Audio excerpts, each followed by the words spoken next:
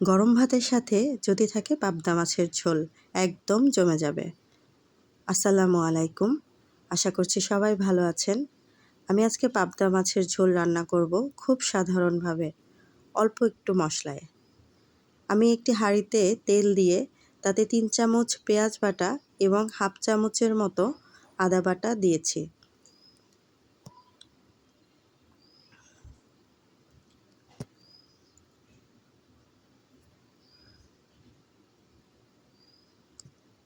পেঁয়াজ ও আদা কিছুক্ষণ কষানোর পরে এতে হলুদের গুঁড়ো, মরিচের গুঁড়ো এবং স্বাদ অনুযায়ী লবণ দিয়ে বেশ কিছুক্ষণ মশলাটাকে কষিয়ে নিলাম।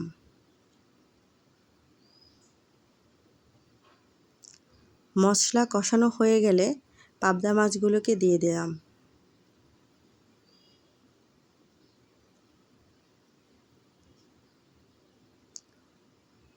মশলার সাথে মাছগুলোকে খুব ভালোভাবে কষিয়ে নেব।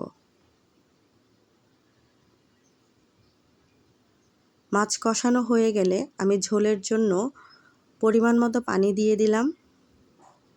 পাবদা মাছ রান্না করতে কিন্তু খুব বেশি সময় লাগে না। দেখুন আমার রান্না কিন্তু হয়ে গেছে। নামানোর আগে বেশ খানিকটা ধনিয়া পাতা কুচি দিয়ে দিলাম। আমার পাবদা মাছের ঝোল রান্না হয়ে গেল।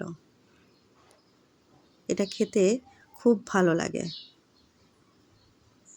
আমার ভিডিওটি ভালো লেগে থাকলে প্লিজ লাইক, কমেন্ট, শেয়ার এবং সাবস্ক্রাইব করবেন। ধন্যবাদ সবাইকে।